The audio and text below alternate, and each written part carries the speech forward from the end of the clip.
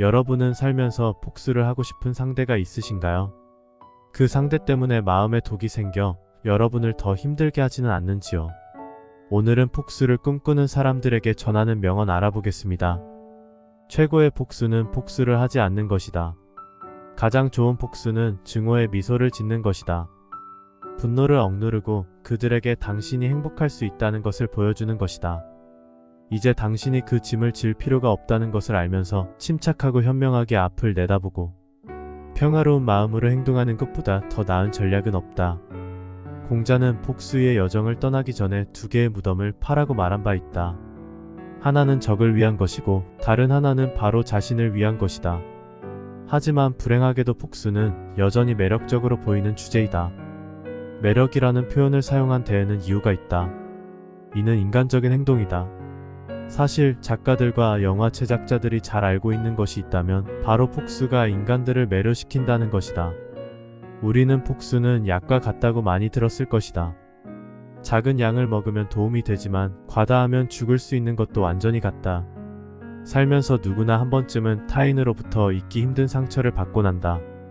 받은 상처를 잊기 위해 무언가에 집중하고 다른 사람을 만나는 등 갖은 노력을 한들 그런 부류의 상처들은 담담해지는데 어느 정도의 절대적인 시간이 필요하다. 그럴 때마다 우리는 자신에게 상처를 준 사람도 자신처럼 힘들고 괴로워하길 바라는 마음을 먹을 때도 있다. 하지만 최고의 복수는 내 안에 그 사람을 위한 공간을 내어주지 않는 것, 즉 무관심이 최고의 복수다.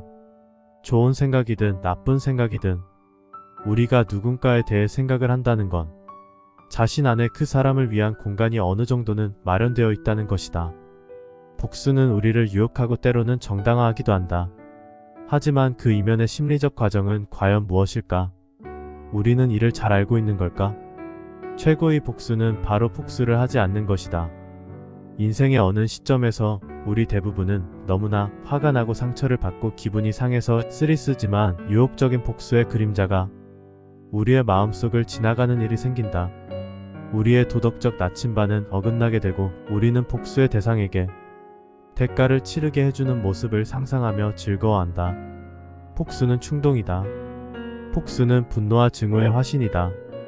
예를 들어 취리 대학 교수 에른스트 페어의 연구에 따르면 비즈니스 세계에서 수행되는 의사 결정의 40% 이상이 자신의 경쟁자에게 복수를 하는 것을 목적으로 하고 있다고 한다. 똑같은 일이 범죄 행위에서도 일어난다. 그들 중 절반 이상이 누군가에 대한 축적된 원한과 복수를 하려는 분명한 욕망 때문에 헌신하게 된다. 그래서 우리는 훌륭한 복수는 존재하지 않는다고 생각하게 된다. 그 결과 외에도 더 충격적인 일이 일어나고 더 큰 노출이 일어날 것이다. 우리는 침략자가 된다. 우리는 사실 우리를 다치게 한 사람의 도덕적 결함을 영속시키고 싶어 한다. 가장 좋은 복수는 복수를 하지 않는 것이다. 최고의 복수는 복수가 아니라고 말하기 쉬울 것이다. 왜냐하면 그것이 도덕적 상식을 지시하는 것이기 때문이다. 종교적, 정신적, 철학적 지도자들이 우리에게 말하는 것이기 때문이다. 사람이 상처를 받는 이유는 여러 가지가 있겠지만 근본적인 원인은 하나다. 자신의 기대만큼 상대가 행동하지 않았기 때문이다. 일한 것보다 훨씬 적은 월급을 받고 있는 것도 자신이 상대를 위해 애정을 쏟은 만큼 상대가 나를 생각해주지 않는 것도 오래 알고 지낸 친구가 자신보다 다른 친구와 더욱 친하게 지내는 것도 마찬가지다. 인간관계가 자신의 마음처럼 잘 풀리지 않는다는 것은 모두가 알고 있는 사실이다. 그럼에도 불구하고 우리는 자신이 상대에게 쏟은 관심에 비례해 상대 또한 자신을 챙겨주길 원하게 된다. 아는 것과 원하는 것은 분명히 다르다. 이해하더라도 서운한 감정이 들 때가 있다는 것이 이를 증명한다. 자신이 상대를 생각해 배려를 했다고 해서 그만큼의 배려를 받는다는 것이 불가능하다는 것을 모르는 사람은 없지만 그래도 이 정도는 해줄 수 있는 거 아닌가? 내가 뭐 준 만큼 해달래? 라고 생각하는 건 대부분 사람이 공감할 것이다. 사람에게서 받은 상처를 극복하는 가장 빠른 방법이자 그 사람에게 할 수 있는 최고의 복수는 사실 같다. 앞에서 언급한 그것처럼 하루빨리 내 안에서 그 사람의 공간을 드러내는 것이다. 하지만 대부분의 사람들이 이것을 아주 많이 힘들어한다. 머리로는 그것이 옳다는 것을 이해하면서도 정작 그 사람을 자신의 안에서 지워내는 것을 힘겨워한다. 그러나 힘들더라도 이것은 하루빨리 해야만 하는 일이다. 시간이 지나 당신의 앞에 정말 괜찮은 사람이 나타날지도 모른다. 만약 그 순간에도 당신 안에 여전히 상처를 줬던 사람들이 남아있다면 아마 당신은 그 사람을 제대로 받아들이지 못할 것이다. 복수심을 느끼는 사람은 자신의 분노를 상대방에게 투사하고 그 상대방을 다시 내면화하는 과정을 겪는다. 이 과정을 통해 공격성과 증오가 서로에게 남게 된다. 순탄한 인생을 살아온 사람은 복수심을 통해 자신의 완벽한 인생에 흠집이 났다고 느낄 수 있으며, 어렵게 살아온 사람은 또 당했다는 생각에서 복수심이 생길 수 있다. 복수심은 다양한 사회적 요인에 의해 발생할 수 있다. 이러한 요인들은 개인의 경험, 가치관, 그리고 상황에 따라 달라질 수 있으며, 복수심을 느끼게 하는 구체적인 요인들을 살펴보면 복수의 심리적 메커니즘을 더 잘 이해할 수 있다. 복수는 때때로 불의에 대한 정의를 실현하려는 시도로 볼 수 있다. 피해자는 자신이나 자신의 집단에 가해진 해를 바로잡기 위해 복수를 선택할 수 있다. 진화 심리학적 관점에서 복수는 자신과 자신의 집단을 보호하고 타인의 보복을 염두에 둔 적응적 행동으로 볼 수 있다. 이는 복수가 생존과 직결된 본능적인 행동일 수 있음을 시사한다.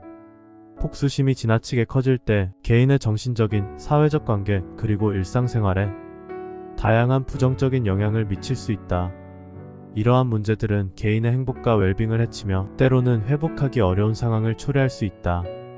복수심에 사로잡힌 사람은 시간이 지남에 따라 불안과 죄책감, 그리고 수치심을 경험할 수 있다. 이러한 감정은 정신 건강에 부정적인 영향을 미치며 행복함을 저하시킨다. 또한 부정적인 감정을 지속시키며 감정적 치유를 방해할 수 있다. 이는 개인이 과거의 상처에서 벗어나지 못하게 하여 정신 건강을 해치게 된다. 복수심을 가진 사람들은 특정한 행동 패턴을 보일 수 있으며, 이러한 패턴은 그들의 일상생활과 대인관계에 영향을 미칠 수 있다. 복수심은 강력하고 널리 퍼진 인간의 감정이며 다양한 형태로 나타날 수 있다. 복수심을 가진 사람들은 자신의 행동으로 인해 대인관계에 부정적인 영향을 미칠 수 있으며, 복수행위는 종종 관계를 파괴하고 사회적 고립을 초래할 수 있다. 완벽한 복수란 실제로 존재하기 어렵다. 이는 여러 심리적, 사회적 요인에 의해 복잡하게 얽혀있기 때문이다. 복수의 개념은 감정적 만족을 추구하지만 실제로는 그러한 만족을 얻기 어렵다는 점에서 완벽한 복수의 불가능성이 드러난다. 복수는 또 다른 복수를 낳으며 이러한 악순환은 결코 끝나지 않는 갈등을 유발한다. 이 과정에서 완벽한 해결이나 만족을 얻기는 어렵다. 복수행위는 법적 또는 윤리적 문제를 얘기할 수 있으며, 이는 개인에게 더 큰 부담과 문제를 초래할 수 있다. 이처럼 심리적이고 감정적인 틀에서 보듯이 복수나 복수에 대한 욕망은 좋은 면이 없다. 이 충동, 이 욕구는 당신을 잡아먹고 좋은 판단력을 가리고 사라지게 만든다.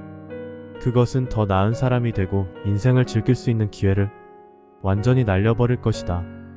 우리는 어쩌면 매번 통쾌한 복수에 매료될지도 모른다. 하지만 그 아래에는 고통과 외로움밖에 없다. 우리는 우리의 결론을 고수한다. 가장 좋은 복수는 복수를 하지 않고 무관심하는 것이다. 사실 더 나아가서 사람들에게 여러분이 행복하다는 것을 보여주는 것, 내가 잘 살고 있다는 것을 보여주는 것이 가장 좋은 복수일 것이다.